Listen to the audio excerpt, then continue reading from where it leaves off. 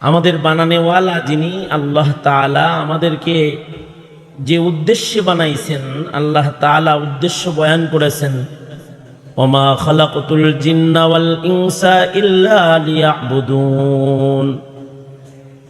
মানুষ এবং জিন এদেরকে আল্লাহ তাআলা আল্লাহ পাকের ইবাদত করার জন্য, গোলামি করার জন্য বানাইছেন। দুনিয়ায় মানুষের হায়াতটা এটা ইবাদতের জন্যই নির্বাচিত, নির্ধারিত যে মানুষ এই হায়াতে ইবাদত করবে। তবে মানুষের আরেকটি হায়াত আছে যে হায়াতের শেষ নাই, সেখানে মানুষ বসবাস করবে, আরাম করবে, আয়েশ করবে, জান্নাতের ভেতরে বসবাস করবে, আরাম করবে, আয়েশ করবে।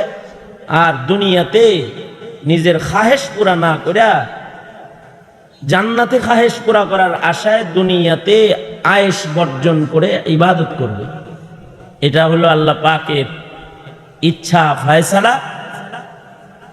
এই কারণে মানুষকে দুনিয়াতে ইবাদতের নির্দেশ করেছেন। আল্লাহ তাআলা আল্লাহর গোলামি করতে বলেছেন, ইয়া আইয়ুহান নাস উবুদু রাব্বাকুমুল্লাযী খালাকাকুম।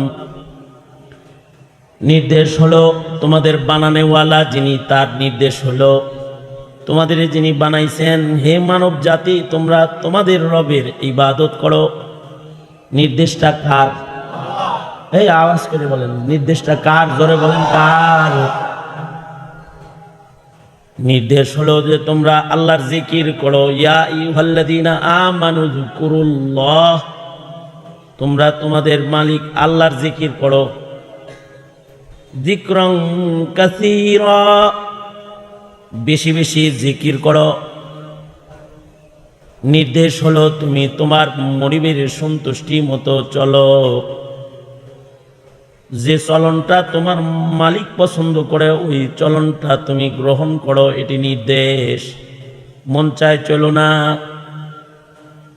নিজের খাহেশাত মাফিক চলো না, এটাকে বর্জন করে গোলামিকে গ্রহণ করো।